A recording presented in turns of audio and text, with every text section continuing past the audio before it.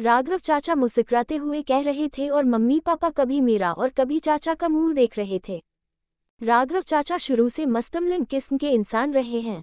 मैं अक्सर सोचा करता था और आज भी सोचता हूँ, क्या चाचा का कभी किसी से झगड़ा नहीं होता। चिरपरिचित मुस्कान चेहरे पर और नज़र ऐसी मानो आर पार सब पढ़ ले। इंसान इस संसार को और अपने रिश्तों को सदा अपने ही फीते से नापता है और यहीं पर वह भूल कर जाता है कि उसका फीता जरूरत के अनुसार छोटा बड़ा होता रहता है। अपनी बच्ची का रिश्ता हो रहा हो तो दहेज संबंधी सभी कानून उसे याद होंगे और अपनी बच्ची संसार की सबसे सुंदर लड़की भी होगी क्योंकि वह आपकी बच्ची है ना। तुम कहना क्या चाहते हो राघव? पिताजी बोले, साफ साफ बात करो ना। साफ साफ ही तो कर रहा हूँ। सोमू के रिश्ते के लिए कुछ दिन पहले एक पति पत्नी आपके घर आए थे। पिताजी ने राघव चाचा की बात बीच में काटते हुए कहा था, आजकल सोमू के रिश्ते को लेकर कोई न कोई घर आता ही रहता है, खासकर तब से जब से मैंने अखबार में विज्ञापन दिया है। मैं अखबार की बात नहीं कर रहा हूँ, राघव चाचा बोले, अखबार के जरिए जो रिश्ते आते हैं वे हमारी जान पहचान के नहीं होते। आपने उनसे क्या कहा क्या नहीं, बात बनी नहीं बनी किसे पता। दूर से कोई आया, आपसे मिला, आपकी सुनी, उसे जंची नहीं जंची, वह चला गया, किसे पता किसे कौन नहीं जंचा। किसने क्या कहा, किसने क्या सुना, चाचा के शब्दों पर मैं तनिक चौंक गया। मैं पापा के साथ ही उनके कामकाज में हाथ बटाता हूँ। आजकल बड़े जोर शोर से मेरे लिए लड़की ढूंढी जा रही है, घर में भी और दफ्तर में भी। कौन किस नज़र से आता है, देखता सुनता है, वास्तव में मुझे भी पता नहीं होता। याद है न जब मानसी के लिए लड़का ढूंढा जा रहा था तब आपकी गर्दन कैसी झुकी होती थी। उसका रंग सांवला है, उसी पर आप उठते बैठते चिंता जाहिर करते थे। मैं तब भी आपको यही समझाता था कि रंग गोरा काला होने से कोई फर्क नहीं पड़ता। पूरा का पूरा अस्तित्व गरिमा में हो, उचित पहनावा हो, शालीनता हो तो कोई भी लड़की सुंदर होती है। गोरी चमड़ी का आप क्या करेंगे, जरा मुझे समझाए। यदि लड़की में संस्कार ही न हुए तो गोरे रंग से ही क्या आपका पेट भर जाएगा। आपका सम्मान ही न करे, जो हवा में तितली की तरह उड़ती फिरे, जो जमीन से कोसों दूर हो, क्या वैसी लड़की चाहिए आपको। अच्छा, एक बात और, आप मध्यम वर्गीय परिवार से आते हैं न, जहाँ दिन चढ़ते ही जरूरतों से भिड़ना पड़ता है। भाभी सारा दिन रसोई में खटती हैं और जिस दिन काम वाली न आए उन्हें बर्तन भी साफ करने पड़ते हैं। ये सोमू भी एक औसत दर्जे का लड़का है जो पूरी तरह आपके हाथ के नीचे काम करता है। इसकी अपनी कोई पहचान नहीं बनी है। आप हाथ खींच ले तो 2 वक्त की रोटी भी मुश्किल से कमा सकेगा। आपका बुढ़ापा तभी सुखमय होगा जब संस्कारी बहू आकर आपसे जुड़ जाएगी। कहिए, मैं सच कह रहा हूँ कि नहीं? राघव चाचा ने एक बार पूछा तो मम्मी पापा आंखें फाड़ फाड़ कर उनका चेहरा देख रहे थे। सच ही तो कह रहे थे चाचा, मेरी अपनी अभी कोई पहचान है कहाँ। वकालत पढ़ने के बाद पापा की ही तो सहायता कर रहा हूँ मैं। मेरे एक मित्र की भतीजी है जो मुझे बड़ी प्यारी लगती है। काफी समय से उनके घर मेरा आना जाना है। वह मुझे अपनी अपनी सी लगती है। सोचा, मेरे ही घर में क्यों ना आ जाए। मुझे सोमू के लिए वह लड़की उचित लगी। उसके माँ बाप आपका घर द्वार देखने आए थे। मेरे साथ वे नहीं आना चाहते थे क्योंकि अपने तरीके से वे सब कुछ देखना चाहते थे। कौन थे वे और कहाँ से आए थे? आपने क्या कहा था उन्हें? आपको तो सुंदर लड़की चाहिए जो ऐश्वर्या राय तो मैं नहीं कहता हो पर उसके आसपास तो हो, यही कहा था ना आपने? मैं चाचा की बात सुनकर अवाक रह गया था। क्या पापा ने उनसे ऐसा कहा था? ठगी से पापा जवाब में चुप थे। इसका मतलब चाचा जो कह रहे थे सच है। क्या आप अमिताभ बच्चन हैं और आपका बेटा अभिषेक, जिसकी लंबाई 5 फुट 7 इंच है? आप एक आम इंसान हैं और हम और। क्या आपको ऐश्वर्या राय चाहिए अपने घर में? क्या ऐश्वर्या राय को संभालने की हिम्मत है आपके बेटे में? इंसान उतना ही मुंह खोले जितना पचा सके और जितनी चादर हो उतने ही पैर पसारे। बस करो राघव, माँ तिलमिलाकर बोली, क्या बकबक किए जा रहे हो? बुरा लग रहा है न सुनकर? मुझे भी लगा था। मुझे सुनकर शर्मा गई जब उन्होंने मुझसे हाथ जोड़कर माफी मांग ली। भैया को शर्म नहीं आए अपनी भावी बहू के बारे में विचार व्यक्त करते हुए? भैया, आप किसी राह चलती लड़की पर फप्ती कसे तो मैं मान लूंगा क्योंकि मैं जानता हूँ कि आप कैसे चरित्र के मालिक हैं। पराई लड़कियां आपकी नज़र में सदा ही पराई रही हैं, जिन पर आप कोई भी फिक्रा कस लेते हैं। लेकिन अपनी बहू ढूंढने वाला एक सम्मानजनक ससुर क्या इस तरह की बात करता है? जरा सोचिए। आप तब अपनी बहू के बारे में बात कर रहे थे या किसी फिल्म की हीरोइन के बारे में? पापा ने तब कुछ नहीं कहा। माथे पर ढेर सारे बल समेटे, कभी इधर देखते कभी उधर। गलत नहीं कह रहे हैं चाचा। मेरे पापा जब भी किसी की लड़की के बारे में बात करते हैं तब उनका तरीका सम्मानजनक नहीं होता। इस उम्र में भी वे लड़कियों को पटाखा, फुलझड़ी और न जाने क्या क्या कहते हैं। मुझे अच्छा नहीं लगता पर क्या कर सकता हूँ। माँ को भी उनका ऐसा व्यवहार पसंद नहीं है। अब आप बड़े हो गए हैं भैया, अपना चरित्र जरा सा बदलिए। छिछोरापन आपको नहीं जचता। हमें स्वप्न सुंदरी नहीं, गृहलक्ष्मी चाहिए जो हमारे घर में रच बस जाए और लड़की वालों को इतना सस्ता भी ना आंको कि उन्हें आप कहीं भी फेंक देंगे। लड़की वाले भी देखते हैं कि कहाँ उनकी बेटी की इज्जत हो पाएगी, कहाँ नहीं। जिस घर में ससुर ही ऐसी भाषा बोलेगा वहाँ बाकी सब कैसा बोलते होंगे ये सहज ही अंदाजा लगाया जा सकता है। कौन थे वे लोग और कहाँ से आए थे? माँ ने प्रश्न किया। वे जहाँ से भी आए हों पर उन्होंने साफ साफ कह दिया है कि राघव जी, आपके भाई का परिवार बेहद सुंदर है और इतने सुंदर परिवार में हमारी लड़की कहीं भी फिट नहीं बैठ पाएगी।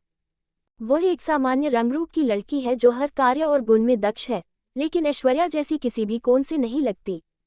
चाचा उठ खड़े हुए, उड़ती सी नजर मुझ पर डाली, मानो मुझसे कोई राय लेना चाहते हों। क्या वास्तव में मुझे भी कोई रूपसी ही चाहिए जिसके नखरे भी मैं शायद नहीं उठा पाऊंगा? राह चलते जो रूप की चांदी यहाँ वहाँ बिखराती रहे और मैं असुरक्षा के भाव से ही घिरा रहूं। मैं ही कहाँ का देवपुरुष हूँ जिसे कोई अप्सरा चाहिए? चाचा सच ही कह रहे हैं कि पापा को ऐसा नहीं कहना चाहिए था।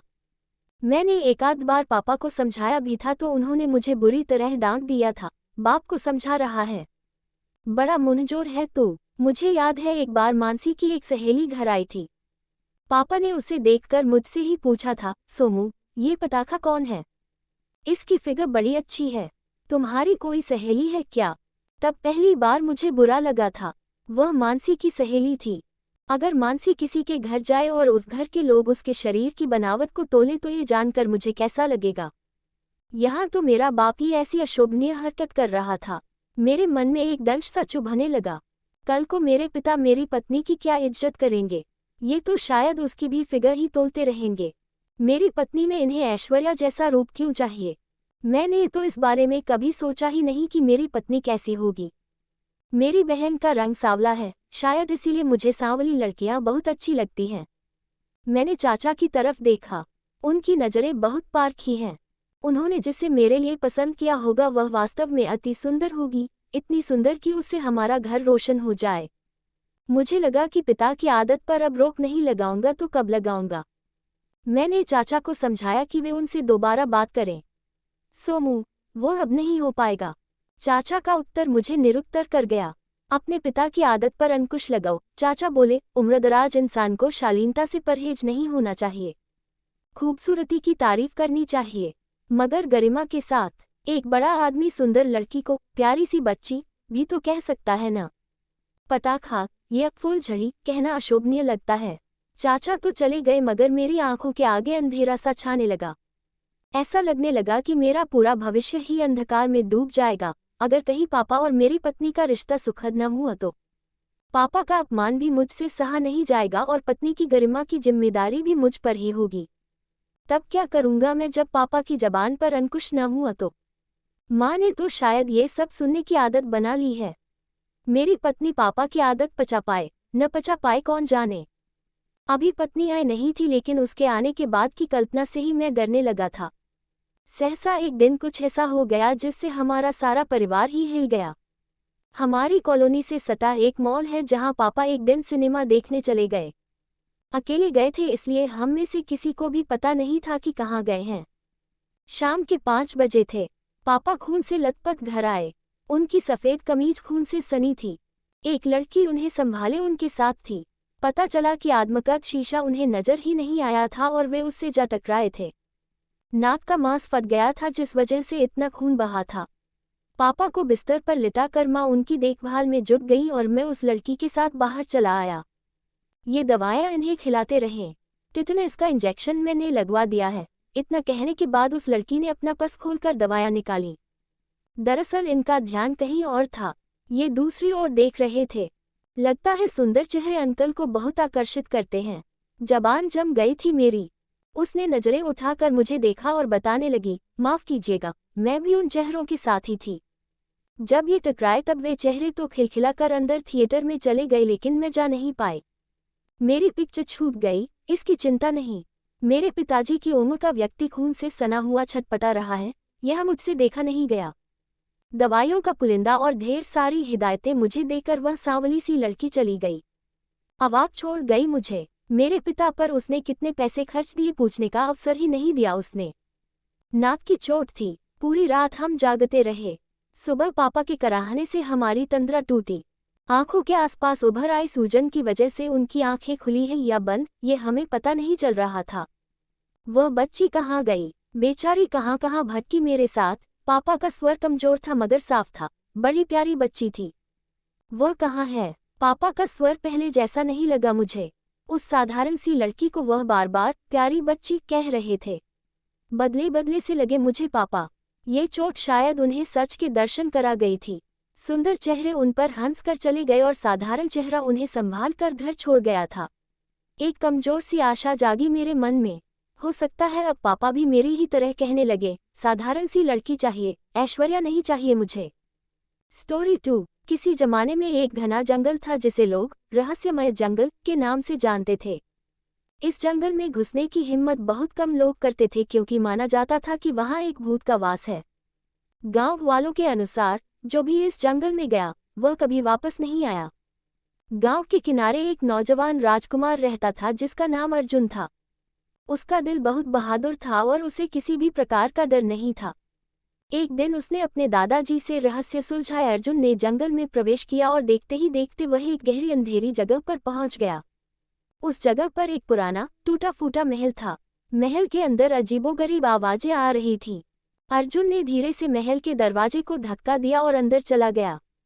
अंदर का दृश्य बहुत ही डरावनी था। झूमते परछाइयां, टूटे फूटे फर्नीचर और दीवारों पर लगे धूल भरे चित्र। अर्जुन ने अपनी तलवार निकाल ली और आगे बढ़ता गया। अचानक उसे एक कमरे से रोशनी नजर आई। जब वह उस कमरे के करीब पहुंचा तो उसने देखा कि वहां एक महिला का भूत खड़ा था। भूत ने अर्जुन को देखते ही कहा, तुम यहाँ क्यों आए हो? ये स्थान तुम्हारे लिए खतरनाक है। अर्जुन ने हिम्मत दिखाते हुए कहा, मैं तुम्हारे बारे में जानने और तुम्हें मुक्ति दिलाने आया हूँ। महिला का भूत थोड़ी देर चुप रहा और फिर बोलना शुरू किया, मैं इस महल की रानी थी। मेरे पति ने मुझे धोखा दिया और मुझे इसी महल में बंद कर मरने के लिए छोड़ दिया। मेरी आत्मा को शांति नहीं मिल रही क्योंकि मेरा अंतिम संस्कार ठीक से नहीं हुआ। कि आत्मा को शांति दिलाने के लिए उसका अंतिम संस्कार पूरी विधि से करेगा। भूत ने उसकी बात मान ली और कमरे से गायब हो गया। अर्जुन ने गांव वापस जाकर सब कुछ गांव वालों को बताया और सभी ने मिलकर रानी का अंतिम संस्कार किया। इस घटना के बाद जंगल भी अब सुरक्षित हो गया और वहां किसी भी प्रकार की भूतिया घटनाएं नहीं घटी। अर्जुन की बहादुरी से गांव में शांति और सुरक्षा वापस आ गई। स्टोरी 3। बुद्धिमान राजा और चतुर मंत्री। Long moral story in Hindi. बहुत समय पहले की बात है। एक राज्य था जिसका नाम आनंदपुर था। इस राज्य के राजा का नाम राजा वीरेंद्र था। राजा वीरेंद्र बहुत ही बुद्धिमान और न्यायप्रिय राजा थे। उनके राज्य में सभी लोग बहुत खुश थे और राज्य में शांति और समृद्धि थी। राजा वीरेंद्र के पास एक चतुर मंत्री था जिसका नाम था राजकुमार। राजकुमार बहुत ही समझदार और ईमानदार व्यक्ति था और राजा का सबसे भरोसेमंद सलाहकार था। राजा वीरेंद्र और राजकुमार की जोड़ी ने राज्य को बहुत ही सफलतापूर्वक चलाया। एक दिन राजा वीरेंद्र ने राजकुमार से कहा, हमारे राज्य में सब कुछ बहुत अच्छा चल रहा है, लेकिन मुझे हमेशा ये चिंता रहती है कि कहीं कोई हमारे राज्य को नुकसान न पहुंचाए। हमें हमेशा सतर्क रहना चाहिए और राज्य की सुरक्षा के लिए नई योजनाएं बनानी चाहिए। राजकुमार ने राजा की बात मानी और राज्य की सुरक्षा को और भी मजबूत करने के लिए नई योजनाएं बनाने लगा। उसने राज्य की सीमाओं पर सुरक्षा बलों को बढ़ा दिया और राज्य के अंदरूनी हिस्सों में भी सुरक्षा की व्यवस्था की। राजकुमार ने राज्य के लोगों को भी सुरक्षा के उपायों के बारे में जागरूक किया और उन्हें सिखाया कि कैसे वे खुद को सुरक्षित रख सकते हैं। एक दिन राज्य में एक अजीब घटना घटी। राज्य के मुख्य बाजार में एक व्यापारी ने शिकायत की कि उसके सारे सोने के सिक्के चोरी हो गए हैं। ये सुनकर राजा वीरेंद्र और राजकुमार बहुत चिंतित हुए। राजा ने तुरंत राजकुमार को इस मामले की जांच करने का आदेश दिया। राजकुमार ने मामले की गहराई से जांच शुरू की। उसने बाजार के सभी दुकानदारों और ग्राहकों से पूछताछ की, लेकिन उसे कोई सुराग नहीं मिला। तब राजकुमार ने एक चतुर योजना बनाई। उसने घोषणा की कि अगले दिन सभी राज्य के लोगों को राजा के दरबार में आना होगा और एक विशेष जांच की जाएगी। ये घोषणा सुनकर सभी लोग दरबार में एकत्रित हो गए। राजकुमार ने सभी लोगों को एक एक करके दरबार में बुलाया और उनसे कुछ सवाल पूछे। जब एक व्यक्ति की बारी आई तो राजकुमार ने उससे कहा, तुम्हें सच बताना होगा, क्योंकि जो भी झूठ बोलेगा उसकी पहचान हो जाएगी। ये सुनकर व्यक्ति घबरा गया और उसने स्वीकार किया कि वही चोर था। राजकुमार की चतुर योजना ने चोर को पकड़ने में मदद की और राज्य के लोगों ने उसकी बुद्धिमानी की तारीफ की। राजा वीरेंद्र ने राजकुमार की तारीफ की और उसे राज्य का मुख्य सुरक्षा अधिकारी नियुक्त किया। राजकुमार ने अपनी जिम्मेदारी को बखूबी निभाया और राज्य की सुरक्षा को और भी मजबूत किया। राज्य के लोग राजकुमार की बुद्धिमानी और ईमानदारी की तारीफ करने लगे और उसे अपना आदर्श मानने लगे। विस्तार और गहराई से कुछ महीनों बाद राज्य में एक और चुनौती आई। राज्य के पड़ोसी राज्य ने आनंदपुर पर हमला करने की योजना बनाई। राजा वीरेंद्र और राजकुमार ने इस चुनौती का सामना करने के लिए मिलकर योजना बनाई। उन्होंने राज्य की सेना को तैयार किया और राज्य के लोगों को भी इस चुनौती का सामना करने के लिए प्रेरित किया। राजा वीरेंद्र और राजकुमार ने मिलकर युद्ध की योजना बनाई। उन्होंने राज्य की सीमाओं पर सुरक्षा बलों को बढ़ा दिया और राज्य के अंदरूनी हिस्सों में भी सुरक्षा की व्यवस्था की। उन्होंने राज्य के लोगों को भी जागरूक किया और उन्हें सिखाया कि कैसे वे खुद को सुरक्षित रख सकते हैं। इस तैयारी के बाद राज्य के लोग आत्मविश्वास से भर गए और युद्ध की तैयारी में जुट गए। चतुर किसान और जादुई बीज, the clever farmer and the magical seeds. युद्ध का दिन आ गया और पड़ोसी राज्य की सेना ने आनंदपुर पर हमला किया। राजा वीरेंद्र और राजकुमार ने अपनी सेना के साथ मिलकर बहादुरी से लड़ाई लड़ी। राज्य के लोग भी अपनी पूरी ताकत से लड़े और उन्होंने दुश्मनों को हराने में सफलता प्राप्त की। युद्ध के बाद राजा वीरेंद्र ने राज्य के लोगों को धन्यवाद दिया और उनकी बहादुरी की तारीफ की। उन्होंने कहा, हमारी एकजुटता और साहस ने हमें इस चुनौती से उबरने में मदद की है। हमें हमेशा एकजुट रहना चाहिए और मिलकर सभी चुनौतियों का सामना करना चाहिए। एक नया मोड़। युद्ध के बाद राज्य में शांति और समृद्धि लौट आई। राजा वीरेंद्र और राजकुमार ने मिलकर राज्य के विकास के लिए नई योजनाएं बनाई। उन्होंने शिक्षा, स्वास्थ्य और कृषि के क्षेत्र में कई सुधार किए। राज्य के लोग इन सुधारों से बहुत खुश हुए और उन्होंने राजा और राजकुमार की तारीफ की। राजकुमार ने राज्य के बच्चों के लिए विशेष शिक्षा कार्यक्रम का आयोजन किया। उसने बच्चों को नैतिक शिक्षा, विज्ञान और कला के बारे में सिखाया। उसने बच्चों को सिखाया कि सच्चाई, ईमानदारी और मेहनत से ही सफलता प्राप्त की जा सकती है। राज्य के बच्चों ने राजकुमार से बहुत कुछ सीखा और वे भी अपने जीवन में इन आदर्शों को अपनाने लगे। तुम भी आ जाओ, हम दोनों बैठकर एक साथ पूरी रात गुजार लेंगे। लड़का बहुत थका हुआ था। अब आगे। कोलकाता जैसी भीड़-भाड़ शहर में एक लड़का घूमने के लिए कुछ दोस्तों के लिए और कुछ दोस्तों के साथ कुछ ऐतिहासिक जगहों को घूमने के लिए जाता है। कोलकाता पहले कभी नहीं गया था। वह पहली बार कोलकाता शहर में अपने कुछ सपने को लेकर तथा उसे जीने के बहाने अपने दोस्तों के साथ घूमने फिरने के लिए निकलता है। वह मौका था दुर्गा पूजा का। जैसा कि आप सभी को पता होगा कि कोलकाता में तथा बंगाल में दुर्गा पूजा काफ़ी धूमधाम से मनाई जाती है। तभी उनके सभी दोस्तों ने कहा कि चलो कोलकाता का दुर्गा पूजा भी देख लेंगे और साथ में कोलकाता शहर भी घूम लेंगे। जैसे ही कोलकाता में घूमने के बारे में सभी तभी हुआ लड़का भी पूछता है कि अच्छा बताओ, कोलकाता में ऐसी क्या क्या चीज़ है घूमने के लिए। अभी उसका दोस्त कहता है कि कोलकाता में घूमने के लिए चिड़ियाघर है, कोलकाता में घूमने के लिए विक्टोरिया मेमोरियल है, वाटर पार्क है और दीघा बीच है, जहां हम लोग एंजॉय कर सकते हैं, मस्ती कर सकते हैं। फिर सभी लोग कोलकाता के लिए निकल पड़ते हैं। वो लोग 3 दोस्त थे, साथ में एक दोस्त जिसका नाम सोनू था। बाकी सभी दोस्त कोलकाता कई बार घूमने के लिए गए थे, लेकिन उस सोनू पहली बार कोलकाता घूमने के लिए जा रहा था। सभी दोस्त कोलकाता पहुंचने के बाद वहां उन्होंने खाना पीना तथा नाश्ता किया। फिर घूमने के लिए टैक्सी किया और घूमते घूमते बहुत सारा जगह घूमा। शाम के करीब 3 बजे बज रहे थे। तभी सब दोस्तों ने ये डिसाइड किया कि चलो अब हम लोग वाटर पार्क भी घूमते हैं। इससे पहले सोनू कभी वाटर पार्क घूमने नहीं गया था। आपको बता देगी, वाटर पार्क में बहुत सारे पानी होते हैं जिसमें खेलकूद और मस्ती करते हैं। सोनू भी उसी में टिकट कटाकर खेलकूद करने लगे थे वाटर पार्क में। गर्मी का मौसम था, गर्मी बहुत तेज हो रही थी। इसी कारण से उन तीनों लड़कों साथ में सोनू को भी वाटर पार्क से बाहर निकलने का मन नहीं कर रहा था। वाटर पार्क में नहाते नहाते सोनू और उसके दोस्तों को 5 बजे बज चुका था। उसके बाद वाटर पार्क में एक लड़की आती है नहाने के लिए। वो भी अपने दोस्तों के साथ नहा रही होती है और अपनी सहेलियों के साथ मौज मस्ती कर रही थी वाटर पार्क में। इतने में हुआ लड़की पीछे से कह सकता कि और सोनू के शरीर में चिपक गया था, जिसे वह लड़की सोनू से टकराती है। सोनू पीछे घूमता है तो देखती है एक लड़की उसके शरीर से टकरा गई है। तभी सोनू कहता है कि खैर कोई बात नहीं, चलो ऐसा होते रहता है। लड़की भी माफ़ी मांगी और कहती है कि मैं पीछे पीछे आ रही थी, मैंने नहीं देखा, आपसे टकरा गई, इसके लिए सॉरी। उसके बाद सभी लोग फिर वाटर पार्क में नहाने लगते हैं। लड़के भी और उनके दोस्तों के साथ सभी नहावा कर बाहर निकल जाते हैं।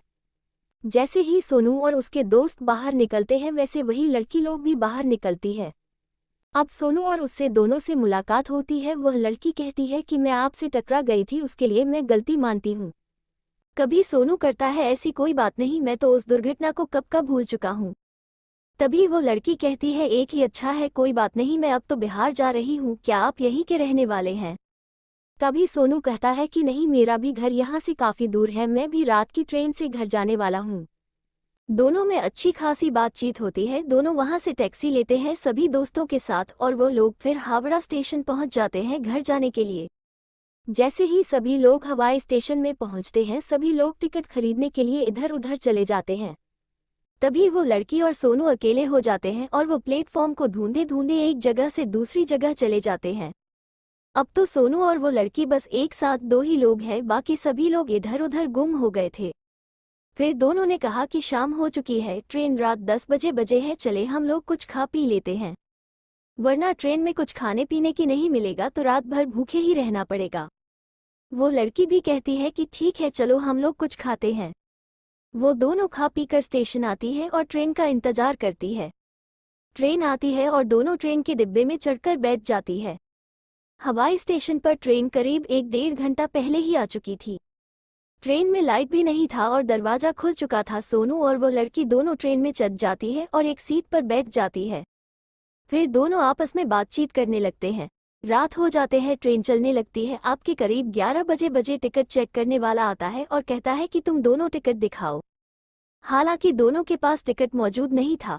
उसके बाद सोनू टिकट चेक करने वालों को कहता है कि मेरे पास टिकट नहीं है, ऐसा कीजिए आप मेरा एक टिकट बना दीजिए और एक इनका टिकट भी बना दीजिए। लेकिन टिकट चेक करने वाले कहता है कि यहाँ आजू बाजू में कोई भी सीट खाली नहीं है, मात्र की एक सीट बची हुई है। सीट एक है मेरे पास और तुम लोग 2 आदमी हो, जल्दी बताओ किसको सीट चाहिए, उसको मैं बना देता हूँ। तभी वो लड़की कहती है कि आप ही बना लीजिए, मैं ऐसे ही चली जाऊंगी। फिर सोनू कहता है कि मैं तो लड़का हूँ, कहीं भी बैठकर सो पर जा सकता हूँ। आप तो लड़की हो, अच्छा से जाओ, सीट लेकर सो जाओ। लड़की सीट पर जाकर सो जाती है और वहां जाने के बाद लड़की कहती है कि यहाँ तो बहुत सारा जगह है, तुम भी आ जाओ, हम दोनों बैठकर एक साथ पूरी रात गुजार लेंगे। लड़का बहुत थका हुआ था दिन भर घूमने के बाद, मतलब कि सोनू भी थका हुआ था दिन भर घूमने के बाद और वो भी सीट पर आराम करना चाहता था। जैसे ही वो लड़की बुलाती है तो सोनू तुरंत ही ऊपर चला जाता है सीट के ऊपर और बैठ जाता है। अब बैठे बैठे दोनों को नींद आने लगती है। रात के करीब 1 बजते हैं। दोनों आराम से बैठकर सफ़र कर रहे थे। तभी वो लड़की कहती है कि सीट तो बहुत ज़्यादा खाली है, तुम एक साइड सर कर सो जाओ, दूसरे साइड सर करके मैं सो जाती हूँ। दोनों ऐसा ही करता है और सो जाता है। सोते सोते सुबह हो जाती है और दोनों अपने घर की तरफ ट्रेन से गुजर जाती है। सबसे पहले लड़की की मंजिल पहुंच जाती है, वो ट्रेन से उतर जाती है और लड़का का मोबाइल नंबर लेकर जाती है। उसके बाद दोनों में खूब बातचीत शुरू हो जाती है और दोनों आपस में प्रेम करने लगते हैं। फिर एक बार दोनों आपस में मिलते हैं और दोनों के घर वालों को भी जानकारी दिया जाता है। फिर दोनों की शादी हो जाती है। तो दोस्तों, हमारी आज की ये कहानी आपको कैसी लगी कमेंट करके ज़रूर बताएं और ऐसी ही कहानी सुनने के लिए हमारे चैनल को सब्सक्राइब करें। हमारी आज की कहानी सुनने के लिए आपका बहुत बहुत धन्यवाद, शुक्रिया, थैंक यू। धनिया और राहुल की मुलाकात कॉलेज के पहले दिन हुई थी। दोनों अलग अलग शहरों से आए थे, लेकिन उनकी आंखों में एक पहचान सी थी। धनिया भोपाल की रहने वाली थी, जबकि राहुल मुंबई से था। कॉलेज का पहला दिन हमेशा खास होता है और उस दिन पूरा कैंपस नवयुवकों से खचाखच भरा था। धनिया और राहुल की क्लास भी साथ में थी। जब वे पहली बार मिले, राहुल की हंसी और धनिया की मासूमियत ने दोनों को एक दूसरे की ओर खींच लिया। पहले कुछ हफ्ते केवल पढ़ाई, पेशेवर बातें और सामान्य दोस्तों की तरह गुजरे, लेकिन धीरे धीरे उनके बीच की दीवारें गिरने लगीं। कॉलेज के प्रोजेक्ट्स में काम करते हुए वे दोनों अक्सर लाइब्रेरी में एक दूसरे से मिलते। कैफेटेरिया में चाय की चुस्कियां लेते हुए उन्होंने विभिन्न विषयों पर लंबी बातचीत की। जिससे उनके दिल की धड़कनें तेज हो जाती थीं। राहुल की मुस्कान में धनिया के दिल की धड़कनें बढ़ जाती थीं और धनिया की हंसी राहुल के दिल के करीब जाती जा रही थी। धीरे धीरे उनके बीच का ये दोस्ताना कुछ और बनता जा रहा था। एक दिन राहुल ने धनिया को कॉलेज के पास एक पुराने किले में जाने का प्रस्ताव दिया। किला शहर से दूर एक पहाड़ी पर बसा था, जहां से पूरे शहर का नजारा अद्भुत दिखता था। राहुल ने धनिया से कहा, आओ हम दोनों वहां जाएंगे, शायद हमें कुछ समय के लिए खुद को जानने का मौका मिलेगा। धनिया ने मुस्कुराते हुए हामी भर दी। अगले दिन वे दोनों किले की ओर निकल पड़े। वहां की ठंडी हवा और खूबसूरत नज़ारे उन्हें और करीब ले आए। किले की पुरानी दीवारों पर बैठे हुए राहुल ने धनिया से कहा, धनिया, मैंने तुम्हारे साथ जो वक्त बिताया है वो मेरे जीवन का सबसे खूबसूरत वक्त रहा है। क्या तुम मेरे साथ पूरी जिंदगी बिताने के लिए तैयार हो? धनिया की आंखों में आंसू थे, लेकिन वे खुशी के थे। उसने कहा, हाँ राहुल, मैं भी तुमसे बहुत प्यार करती हूँ। तुम्हारे बिना मेरी जिंदगी अधूरी है। उनके प्यार की कहानी पूरे कॉलेज में फेमस हो गई। सब उन्हें आदर्श मानते थे। एक दूसरे की साझेदारी और समर्पण ने उन्हें और मजबूत बना दिया। कॉलेज खत्म होने के बाद राहुल और धनिया ने साथ में अपना करियर बनाने का फैसला किया। उन्होंने एक छोटी सी कंपनी शुरू की और धीरे धीरे इसे सफल बना दिया। राहुल के पिता मुंबई में एक बड़े बिजनेसमैन थे, जबकि धनिया का परिवार एक छोटे से कस्बे में रहता था। राहुल के माता पिता ने धनिया को स्वीकारने में थोड़ी हिचक दिखाई। उन्होंने माना कि उनकी पारिवारिक स्थिति और धनिया की पारिवारिक स्थिति में बहुत बड़ा अंतर था। पर राहुल अपने माता पिता को समझाने में कामयाब रहा कि प्यार किसी स्थिति या स्थायित्व को नहीं देखता। आखिरकार राहुल के माता पिता ने अपने बेटे की खुशी को देखा और धनिया को खुली बाहें से अपनाया। शादी का दिन तो सजी धजी महाकाव्य की तरह था। सुंदर सजी हुई मंडप, दोस्तों और परिवार का समागम और हंसी मजाक से भरी हुई रात।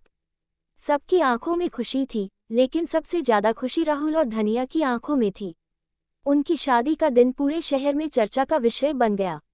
राहुल और धनिया का प्यार सच्चा और अनंत था, और उनकी कहानी ने यह साबित कर दिया कि प्यार में कोई बाधा नहीं होती। शादी के बाद दोनों ने अपने अपने करियर को नया आयाम दिए। राहुल ने एक बड़ी मल्टीनेशनल कंपनी में शीर्ष पद हासिल किया, जबकि धनिया ने अपनी खुद की डिजाइनिंग कंपनी खोली।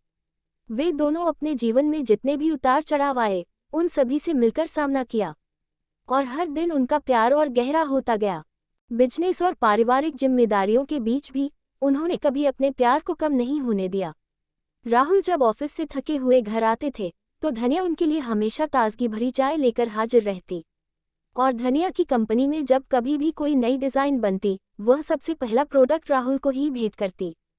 एक बार उन्होंने एक खास जश्न मनाने का फैसला किया। उनकी शादी की 5वीं वर्षगांठ पर राहुल ने धनिया को उनकी कॉलेज के पास वाले पुराने किले में फिर से ले जाने का प्रस्ताव दिया। इस बार किला और भी खूबसूरत लग रहा था। राहुल ने पैसे खर्च करके उसी जगह एक छोटा सा डिनर अरेंज कराया था। दिन के बाद राहुल ने धनिया से फिर एक बार वही सवाल पूछा, धनिया, क्या तुम मेरे साथ पूरी जिंदगी बिताने के लिए तैयार हो? और धनिया ने फिर वही जवाब दिया, हाँ राहुल, मैं भी तुमसे बहुत प्यार करती हूँ।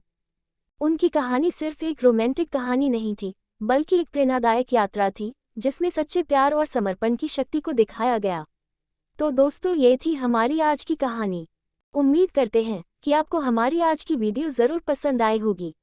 अगर आपको हमारी आज की वीडियो पसंद आई हो तो हमारी वीडियो को लाइक कीजिएगा। साथ ही साथ अगर आप चैनल पर नए हैं और आपने अभी तक हमारे चैनल को सब्सक्राइब नहीं किया तो हमारे चैनल को जरूर सब्सक्राइब कर दीजिएगा। साथ ही घंटी के बटन को दबाकर ऑल पर सेट कर लीजिएगा, ताकि आने वाली वीडियो की नोटिफिकेशन आपको मिल सके सबसे पहले। तो मिलती हूँ आपसे अपनी अगली वीडियो में। सोनी तब तक चिड़िया के लिए बहुत नमस्कार, नटखट थी। धन्यवाद। वो अपनी माँ पायल चिड़िया के साथ रहती थी। पायल, सोनी, मैं दाना लेने जा रही हूँ, तो घर के पास ही रहना, इधर उधर मत जाना। सोनी, अच्छा माँ, मैं यही पास में खेल रही हूँ। अगले दिन पायल चिड़िया घर पर ही बैठी थी। तभी उसका पड़ोसी कुटकुट कबूतर आया। कुटकुट, पायल बहन, तुम्हारी सोनी ने तो नाक में दम कर रखा है। पायल, क्या हुआ कुटकुट भाई? कुटकुट, मैंने कई महीनों से दाना इकट्ठा करके एक बोरी में रखा था, ताकि बरसात में दाने के लिए न भटकना पड़े। कल इसने मेरे जाने के बाद उस बोरी में चोंच से सुराख कर दिया, जिससे सारा दानों नीचे गिरता रहा और जंगल के सारे पक्षी मेरा दाना खा गए। पायल, नहीं मेरी सोनी, ऐसा नहीं कर सकती। आप रुको, मैं उसे बुलाती हूँ। सोनी, ओ सोनी, इधर आ। सोनी, हाँ बोलो माँ, क्या काम है? पायल, ये कुटकुट भाई क्या कह रहे हैं? तूने इनका दाना जंगल में बांट दिया। सोनी, माँ मैंने कुछ नहीं किया, ये झूठ बोल रहे हैं। कुटकुट, एक तो चोरी ऊपर से सीना जोरी, मेरे पास 10 चिड़िया है गवाही देने को, मैं तो इस मामले को जंगल की पंचायत में ले जाऊंगा, तब तुम दोनों को पता लगेगा। पायल, अरे कुटकुट भाई इतनी सी बात है, क्यों बढ़ा रहे, तो ये लो आप मेरा दाना ले जाओ। ये कहकर पायल कुटकुट कबूतर को एक बोरी दाना दे देती है। उसके जाने के बाद पायल सोनी को बहुत डांटती है। पायल, तेरी शरारतें बढ़ती जा रही हैं। पहले भी तूने मिट्ठू तोते की सारी मिर्ची पानी में गिरा दी थी, तेरा कुछ इंतजाम करना ही पड़ेगा। सोनी, मुझे माफ कर दो माँ, मैं अब ऐसा नहीं करूंगी। पायल, सोच ले, अगर तूने अब शरारत की तो मैं तेरी शादी कालू कौए से करा दूंगी। यह सुनकर सोनी चिड़िया डर जाती है। कुछ दिन बाद गौफ से टोनी कबूतर जंगल में आता है। वो बहुत सीधा साधा था। सोनी चिड़िया को उसके बारे में पता लग जाता है। वो उसे परेशान करने की एक तरकीब सोचती है। जब टोनी कबूतर अपने घर में बैठा तो सोनी चिड़िया उसके घर पहुंच जाती है। टोनी कबूतर, तुम कौन हो? सोनी, तुम इस जंगल में नए आए हो, मुझे नहीं जानते। मैं जंगल के राजा की खास सेनापति हूँ। इस जंगल में जो भी आता है उसे यहाँ रहने का किराया देना होता है। कल से जितना भी दाना लाओ उसका आधा राजमहल में जमा करा देना। टोनी, लेकिन मैंने तो इसके बारे में नहीं सुना। सोनी, जो जंगल का कानून नहीं मानते उन्हें जंगल की जेल में डाल देते हैं। अब बताओ, कर चुकाना है या जेल जाना है? टोनी, ठीक है, मैं कल जाकर आधा दाना राजमहल में जमा करा दूंगा। सोनी, नहीं, कल से हम खुद आकर ले जाएंगे। अगले दिन से सोनी चिड़िया हर दिन टोनी कबूतर से दाना लेकर अपने घर लाकर रख लेती थी। इसी तरह कुछ दिन बीत गए।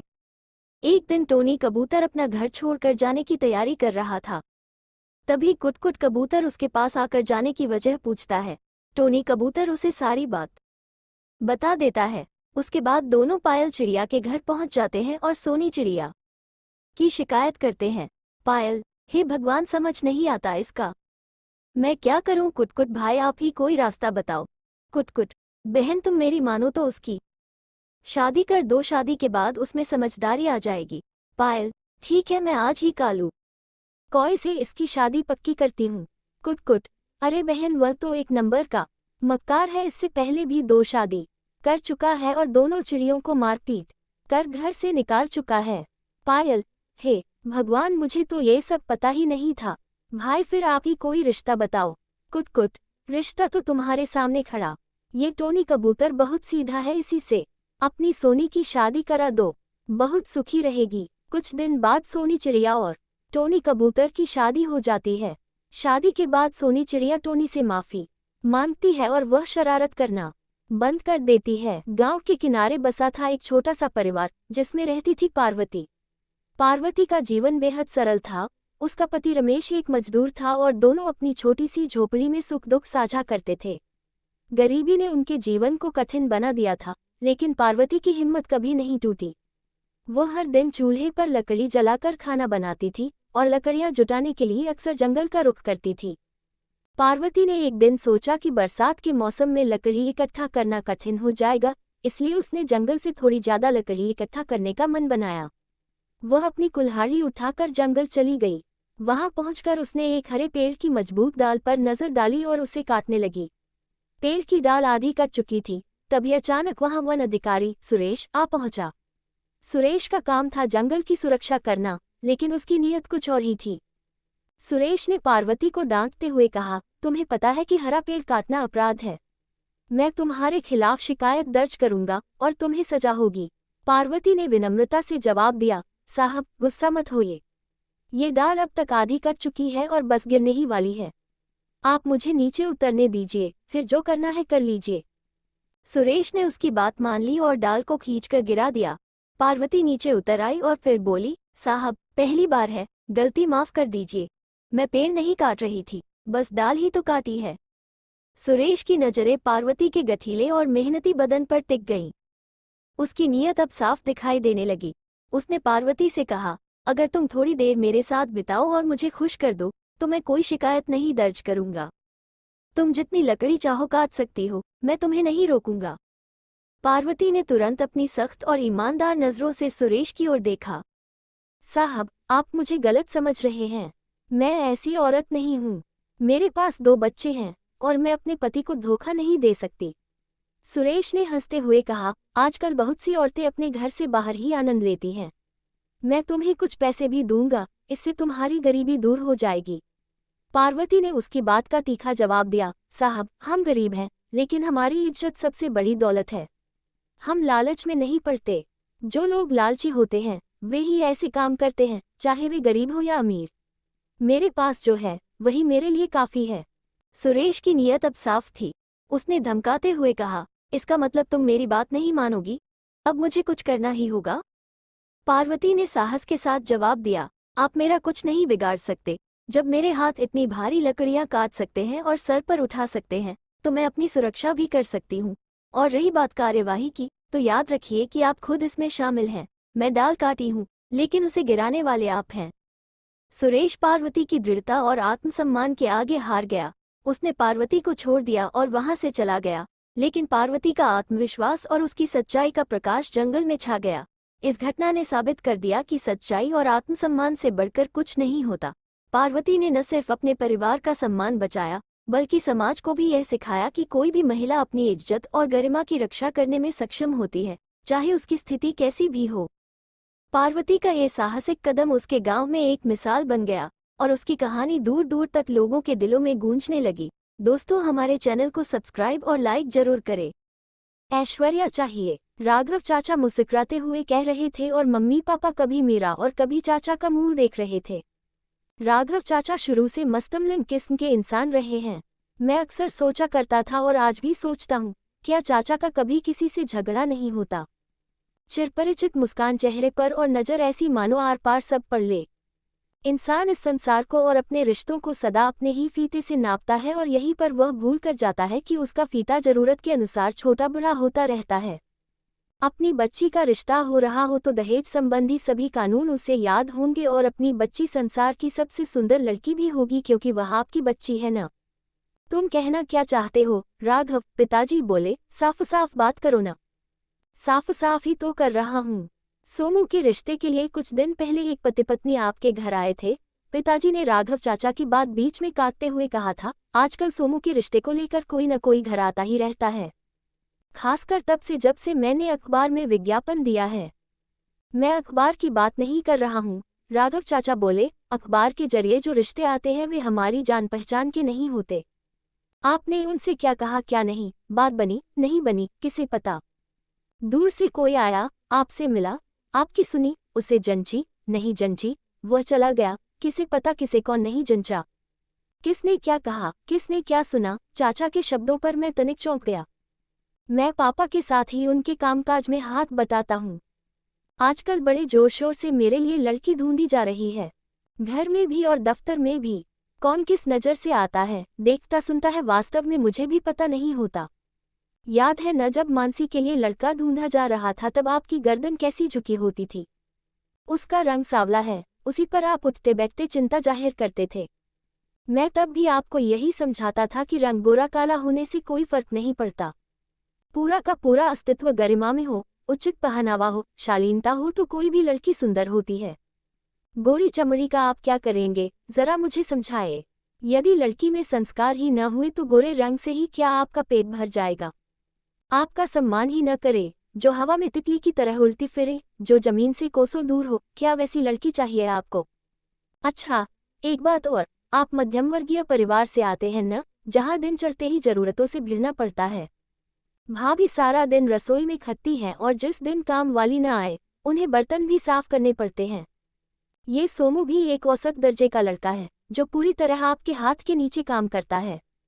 इसकी अपनी कोई पहचान नहीं बनी है। आप हाथ खींच ले तो 2 वक्त की रोटी भी मुश्किल से कमा सकेगा। आपका बुढ़ापा तभी सुखमय होगा जब संस्कारी बहू आकर आपसे जुड़ जाएगी। कहिए, मैं सच कह रहा हूँ कि नहीं? राघव चाचा ने एक बार पूछा तो मम्मी पापा आंखें फाड़ फाड़ कर उनका चेहरा देख रहे थे। सच ही तो कह रहे थे चाचा, मेरी अपनी अभी कोई पहचान है कहाँ। वकालत पढ़ने के बाद पापा की ही तो सहायता कर रहा हूँ मैं। मेरे एक मित्र की भतीजी है जो मुझे बड़ी प्यारी लगती है। काफी समय से उनके घर मेरा आना जाना है। वह मुझे अपनी अपनी सी लगती है। सोचा, मेरे ही घर में क्यों ना आ जाए।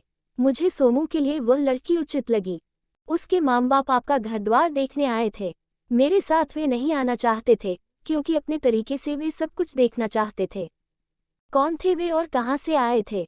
आपने क्या कहा था उन्हें? आपको तो सुंदर लड़की चाहिए जो ऐश्वर्या राय तो मैं नहीं कहता हो, पर उसके आसपास तो हो, यही कहा था ना आपने? मैं चाचा की बात सुनकर अवाक रह गया था। क्या पापा ने उनसे ऐसा कहा था? ठगी से पापा जवाब में चुप थे। इसका मतलब चाचा जो कह रहे थे सच है। क्या आप अमिताभ बच्चन हैं और आपका बेटा अभिषेक, जिसकी लंबाई 5 फुट 7 इंच है? आप एक आम इंसान हैं और हम और। क्या आपको ऐश्वर्या राय चाहिए अपने घर में? क्या ऐश्वर्या राय को संभालने की हिम्मत है आपके बेटे में?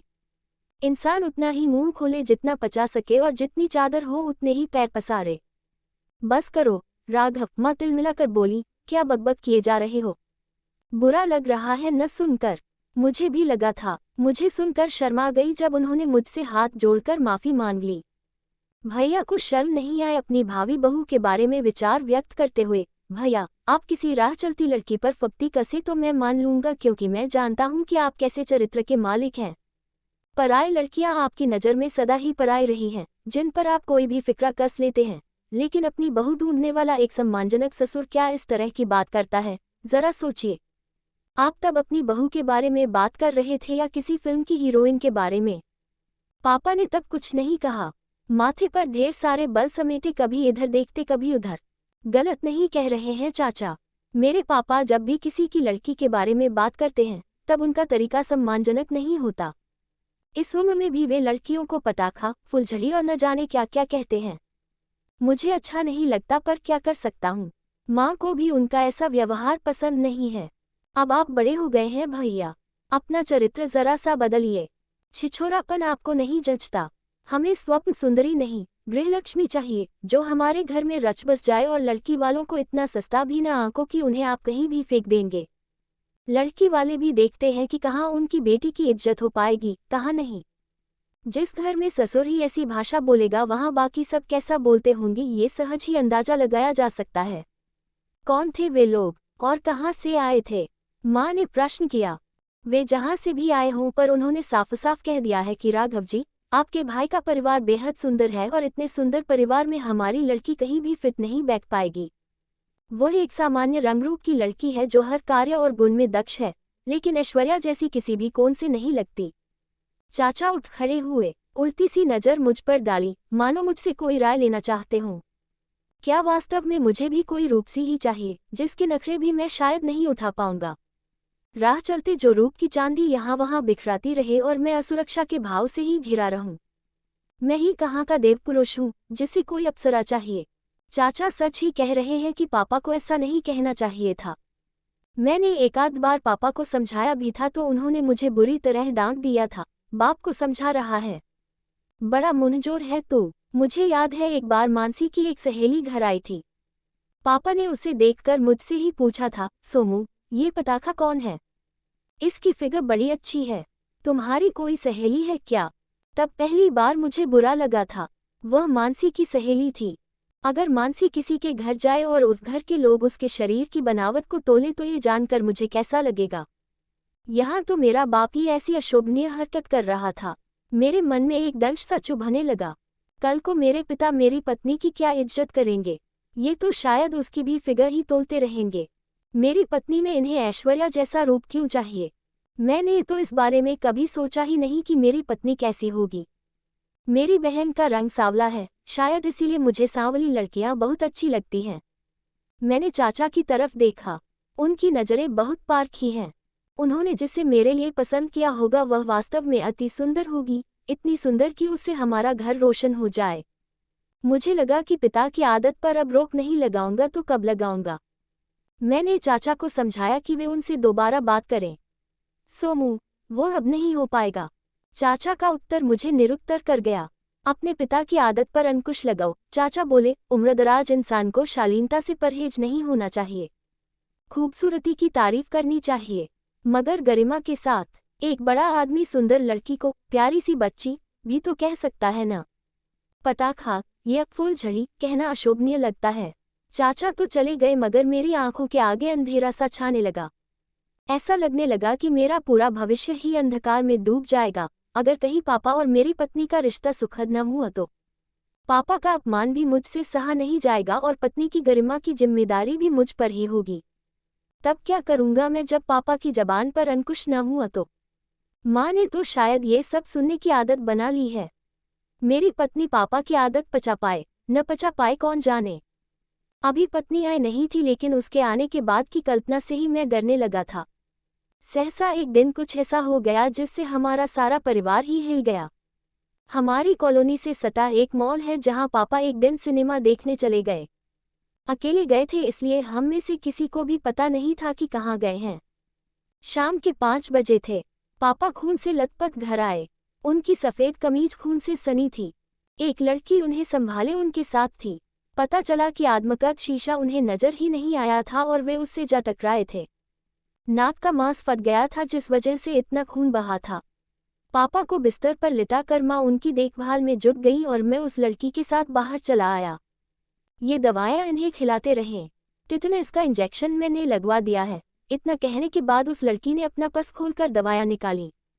दरअसल इनका ध्यान कहीं और था। ये दूसरी ओर देख रहे थे। लगता है सुंदर चेहरे अंकल को बहुत आकर्षित करते हैं। जबान जम गई थी मेरी। उसने नजरें उठाकर मुझे देखा और बताने लगी, माफ कीजिएगा, मैं भी उन चेहरों के साथ ही थी। जब ये टकराए तब वे चेहरे तो खिलखिलाकर अंदर थिएटर में चले गए लेकिन मैं जा नहीं पाई। मेरी पिक्चर छूट गई, इसकी चिंता नहीं। मेरे पिताजी की उम्र का व्यक्ति खून से सना हुआ छटपटा रहा है, यह मुझसे देखा नहीं गया। दवाइयों का पुलिंदा और ढेर सारी हिदायतें मुझे देकर वह सांवली सी लड़की चली गई।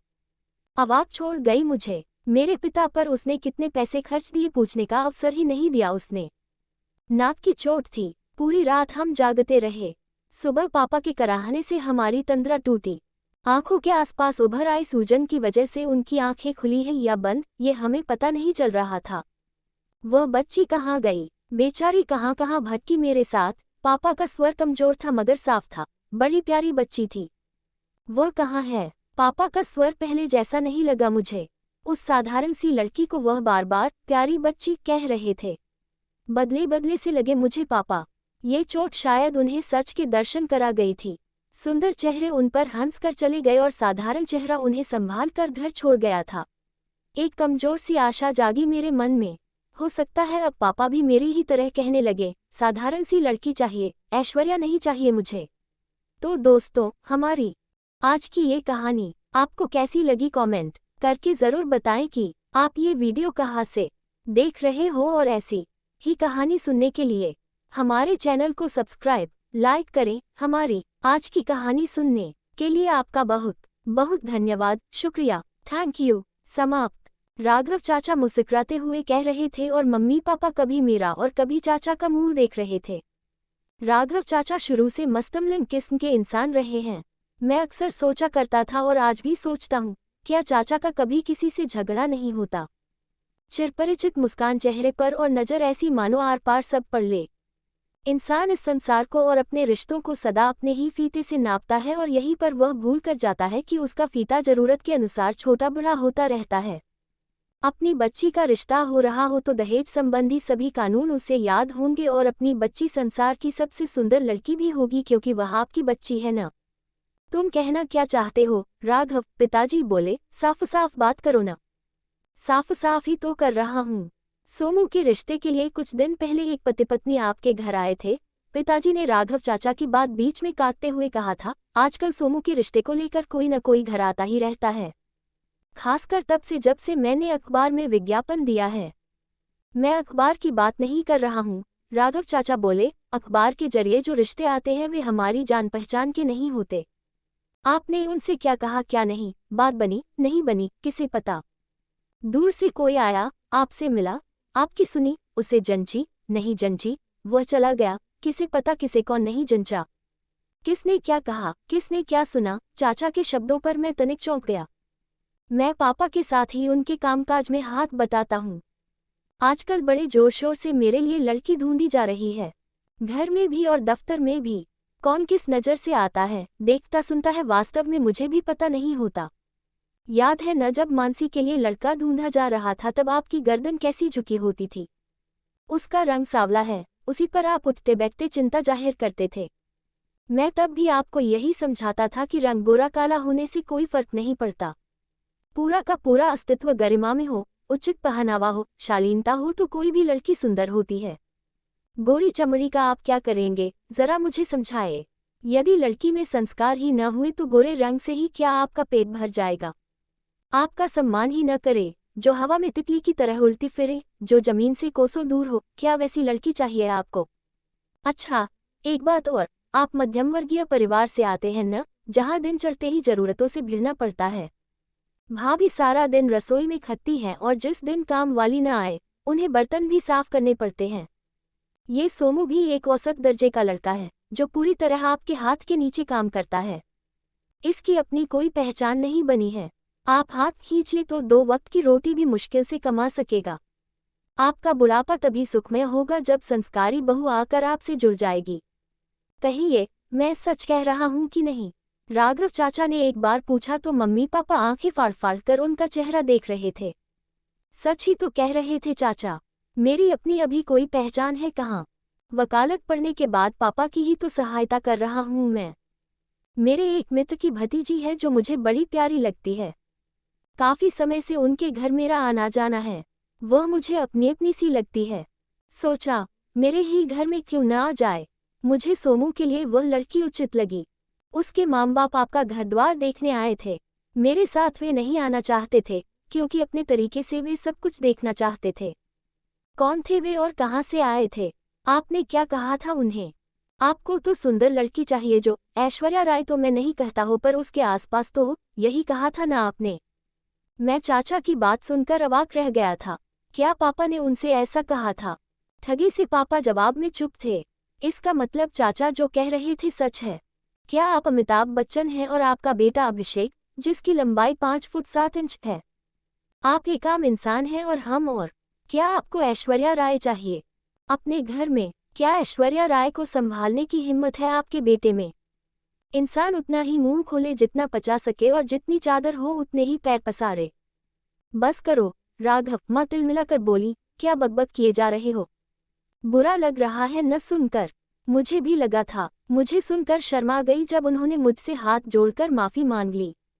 भैया को शर्म नहीं आए अपनी भावी बहू के बारे में विचार व्यक्त करते हुए? भैया, आप किसी राह चलती लड़की पर फप्ती कसे तो मैं मान लूंगा, क्योंकि मैं जानता हूँ कि आप कैसे चरित्र के मालिक हैं।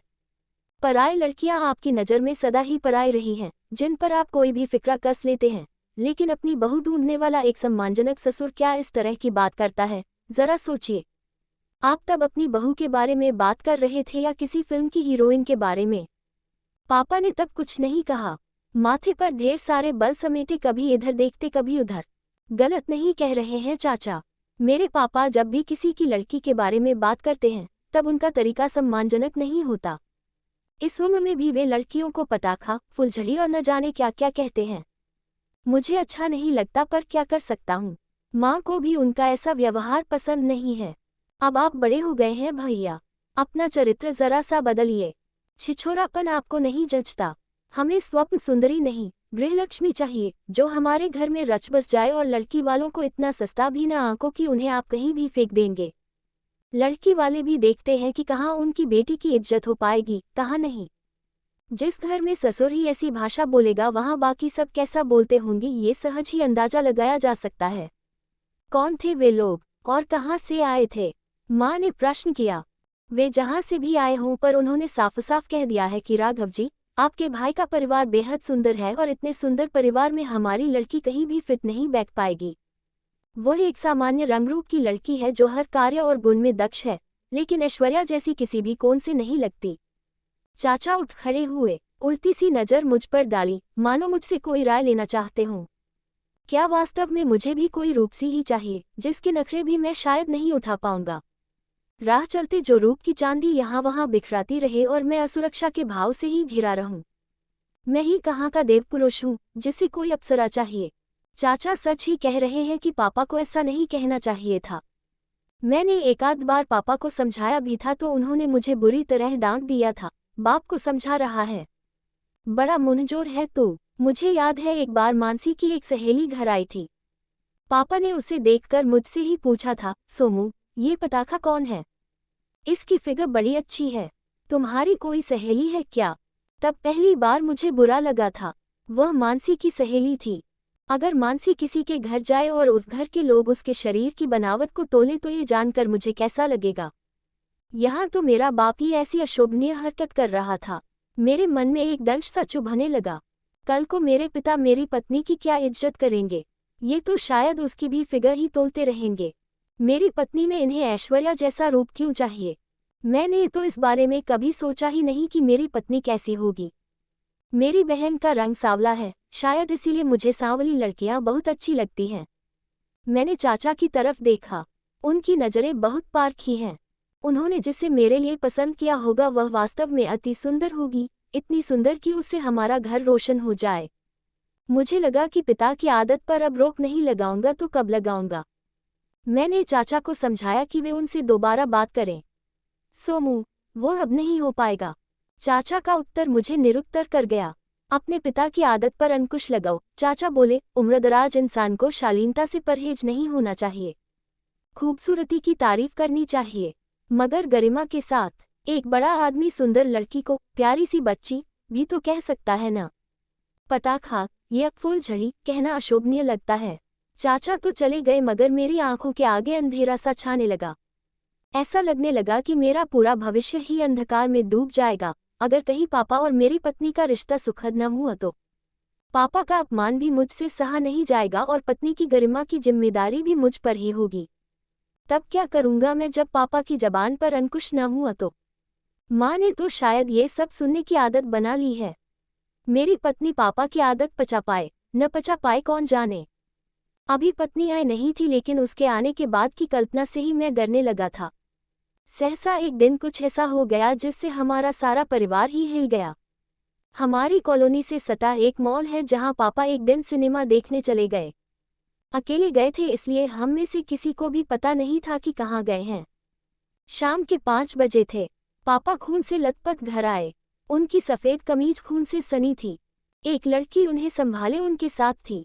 पता चला कि आत्मकथ शीशा उन्हें नजर ही नहीं आया था और वे उससे जा टकराए थे। नाक का मांस फट गया था जिस वजह से इतना खून बहा था। पापा को बिस्तर पर लिटाकर माँ उनकी देखभाल में जुट गई और मैं उस लड़की के साथ बाहर चला आया। ये दवाएं इन्हें खिलाते रहें। टिटनेस का इंजेक्शन मैंने लगवा दिया है। इतना कहने के बाद उस लड़की ने अपना पर्स खोलकर दवाएं निकाली। दरअसल इनका ध्यान कहीं और था। ये दूसरी ओर देख रहे थे। लगता है सुंदर चेहरे अंकल को बहुत आकर्षित करते हैं। जबान जम गई थी मेरी। उसने नजरें उठाकर मुझे देखा और बताने लगी, माफ कीजिएगा, मैं भी उन चेहरों के साथ ही थी। जब ये टकराए तब वे चेहरे तो खिलखिलाकर अंदर थिएटर में चले गए लेकिन मैं जा नहीं पाई। मेरी पिक्चर छूट गई, इसकी चिंता नहीं। मेरे पिताजी की उम्र का व्यक्ति खून से सना हुआ छटपटा रहा है, यह मुझसे देखा नहीं गया। दवाइयों का पुलिंदा और ढेर सारी हिदायतें मुझे देकर वह सांवली सी लड़की चली गई। अवाक छोड़ गई मुझे। मेरे पिता पर उसने कितने पैसे खर्च दिए पूछने का अवसर ही नहीं दिया उसने। नाक की चोट थी। पूरी रात हम जागते रहे। सुबह पापा के कराहने से हमारी तंद्रा टूटी। आंखों के आसपास उभर आई सूजन की वजह से उनकी आंखें खुली हैं या बंद ये हमें पता नहीं चल रहा था। वह बच्ची कहाँ गई? बेचारी कहाँ कहाँ भटकी मेरे साथ। पापा का स्वर कमजोर था मगर साफ था। बड़ी प्यारी बच्ची थी। वह कहाँ है? पापा का स्वर पहले जैसा नहीं लगा मुझे। उस साधारण सी लड़की को वह बार बार प्यारी बच्ची कह रहे थे। बदले बदले से लगे मुझे पापा। ये चोट शायद उन्हें सच के दर्शन करा गई थी। सुंदर चेहरे उन पर हंस कर चले गए और साधारण चेहरा उन्हें संभाल कर घर छोड़ गया था। एक कमजोर सी आशा जागी मेरे मन में। हो सकता है अब पापा भी मेरी ही तरह कहने लगे, साधारण सी लड़की चाहिए, ऐश्वर्या नहीं चाहिए मुझे। स्टोरी 2। किसी जमाने में एक घना जंगल था जिसे लोग रहस्यमय जंगल के नाम से जानते थे। इस जंगल में घुसने की हिम्मत बहुत कम लोग करते थे क्योंकि माना जाता था कि वहां एक भूत का वास है। गांव वालों के अनुसार जो भी इस जंगल में गया वह कभी वापस नहीं आया। गांव के किनारे एक नौजवान राजकुमार रहता था जिसका नाम अर्जुन था। उसका दिल बहुत बहादुर था और उसे किसी भी प्रकार का डर नहीं था। एक दिन उसने अपने दादाजी से रहस्य सुलझाया। अर्जुन ने जंगल में प्रवेश किया और देखते ही देखते वह एक गहरी अंधेरी जगह पर पहुंच गया। उस जगह पर एक पुराना टूटा फूटा महल था। महल के अंदर अजीबोगरीब आवाजें आ रही थीं। अर्जुन ने धीरे से महल के दरवाजे को धक्का दिया और अंदर चला गया। अंदर का दृश्य बहुत ही डरावनी था। झूमते परछाइयां, टूटे फूटे फर्नीचर और दीवारों पर लगे धूल भरे चित्र। अर्जुन ने अपनी तलवार निकाल ली और आगे बढ़ता गया। अचानक उसे एक कमरे से रोशनी नजर आई।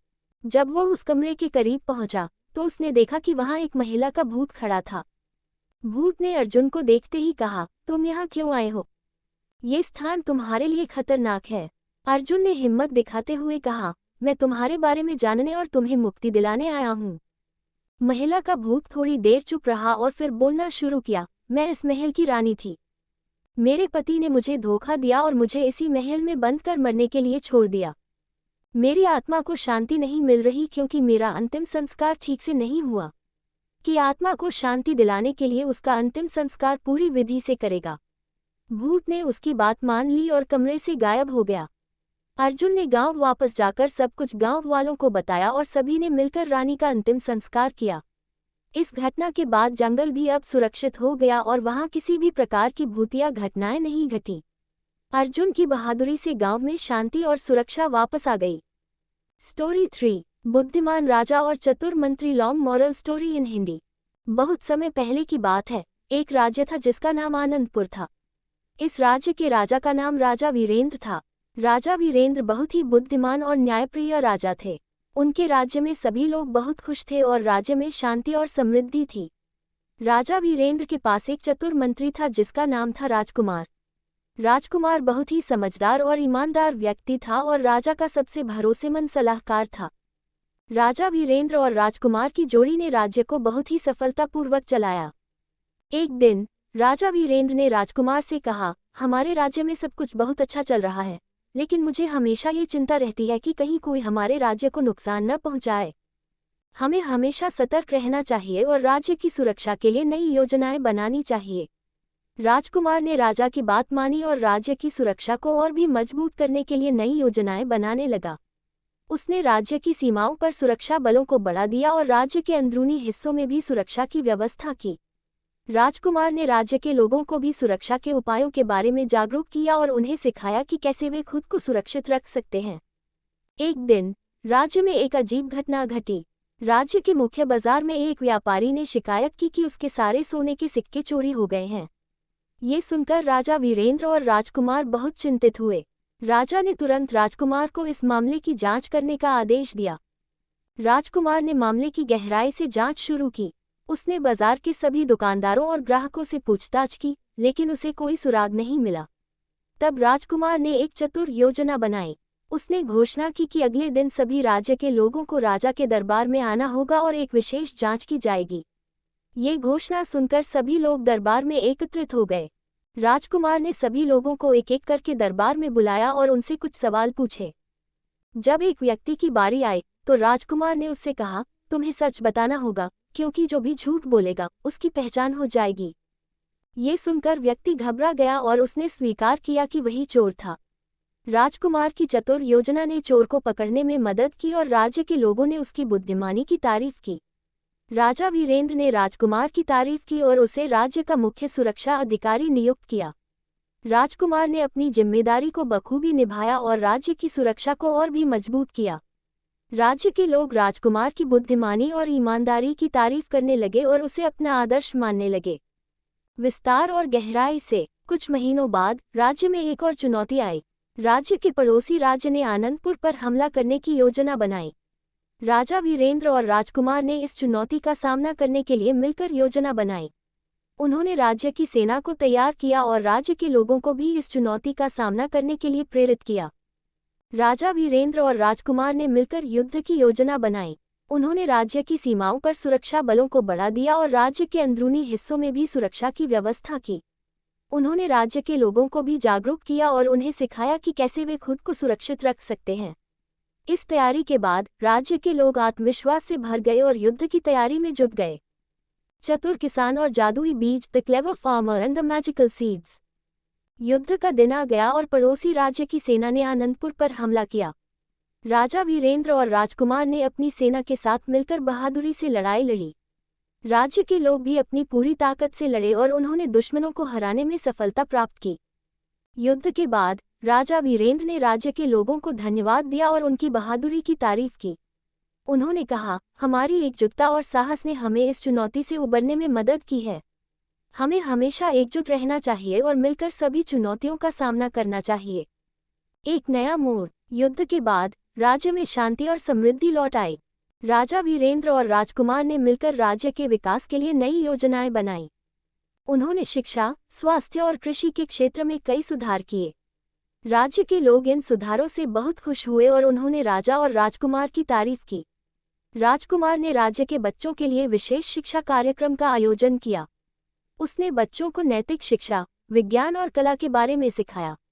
उसने बच्चों को सिखाया कि सच्चाई, ईमानदारी और मेहनत से ही सफलता प्राप्त की जा सकती है। राज्य के बच्चों ने राजकुमार से बहुत कुछ सीखा और वे भी अपने जीवन में इन